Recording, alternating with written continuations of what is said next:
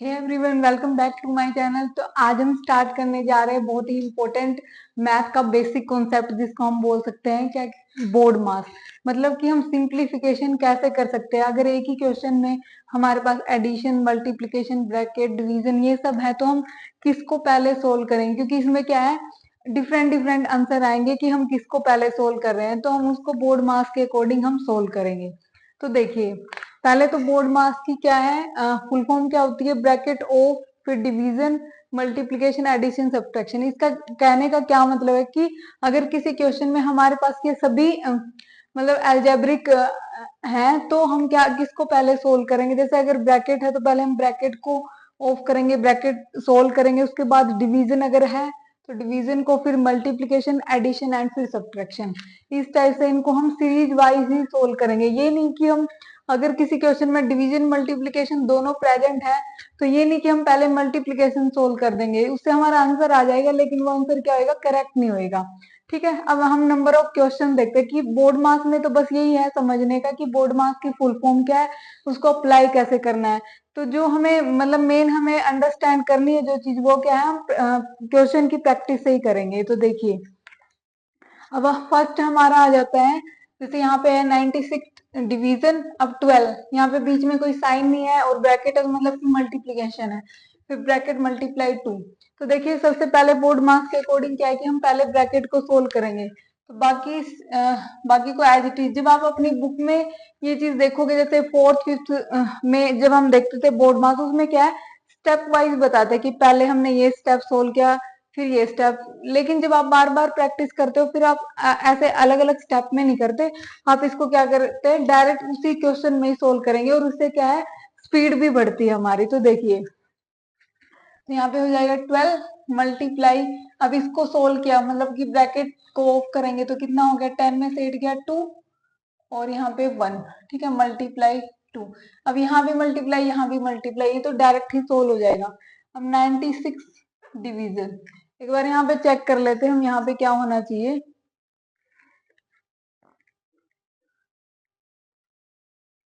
अगर मान लो कि हम यहाँ पे अभी एग्जाम्पल के तौर पे हम क्या ले रहे हैं, 12 और 12 ही है, मतलब कि ये हो गया 144, 144 टू जा कितना होता है, 2 4 जाए 2 4 जाए 2 8 8 समथिंग आ गया। ठीक है, मान लो कि अभी फ्रैक्शन में आ रहा है, कोई नहीं, आपको तो क्या है, प्रैक्टिस मतलब कि बोर्ड मास कैसे है, बोर्ड मास को अप्लाई कैसे करना है, वो समझ में आना चाहिए। तो ये हो जाएगा।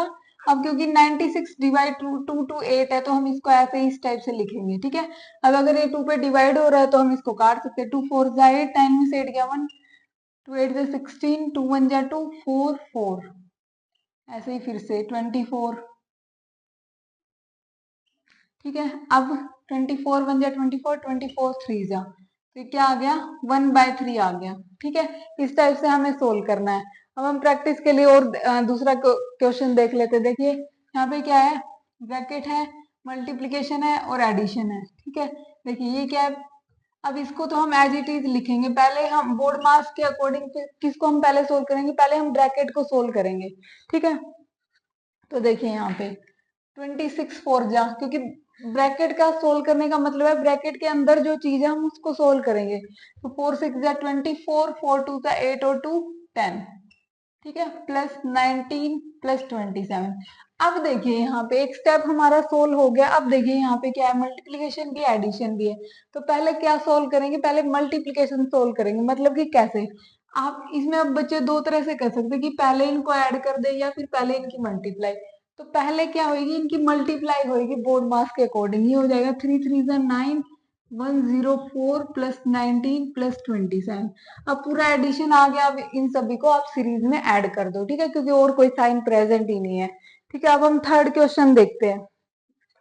यहाँ पे देखिए 9 डिवीजन 19 डिवीजन 9, तो हम किसको पहले सोल्व करेंगे, यहाँ पे ब्रैकेट है तो पहले ब्रैकेट को सोल्व करेंगे। ठीक है, और ब्रैकेट के अंदर भी क्या है, डिवीजन है। ठीक है, तो चाहे डिवीजन है मल्टीप्लीकेशन, ब्रैकेट के अंदर जो भी होगा प्रेजेंट उसको सोल्व करेंगे। तो 9 को इससे डिवाइड किया, 10 आ गया, -8।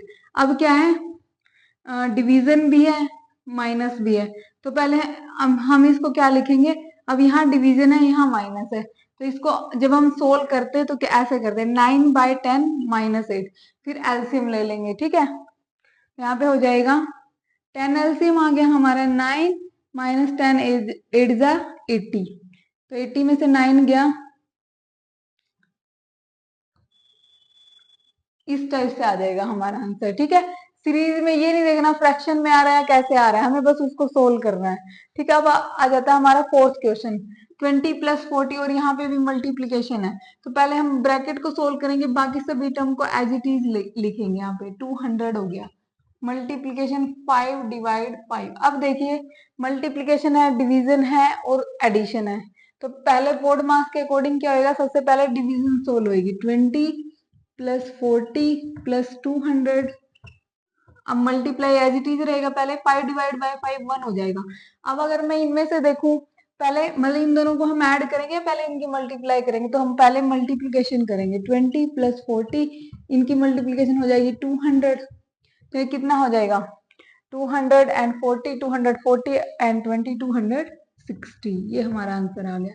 तो आपको इस टाइप से करना, देखने में बहुत इजी लगते हैं, लेकिन जैसे कॉम्पिटिटिव एग्जाम में भी आते हैं बोर्ड मार्क्स में क्वेश्चन, कोई क्वेश्चन दे देंगे और बोलेंगे सिंप्लीफाई करो, तो बच्चे क्या करते हैं इसमें बहुत सारे मिस्टेक कर देते हैं कि एडिशन से पहले सब्ट्रैक्शन कर देंगे, मतलब कि मल्टीप्लीकेशन पहले कर देंगे, डिवीजन बाद में करेंगे अपने अकॉर्डिंग, लेकिन उससे क्या होता है फिर आंसर रॉन्ग आता है। ठीक है, आपको बोर्ड मार्क्स के अकॉर्डिंग ही सोल्व करना है। आई होप आपको बहुत अच्छे से समझ में आ गया, अगर फिर भी कोई डाउट है तो आप कमेंट बॉक्स में कमेंट कीजिए।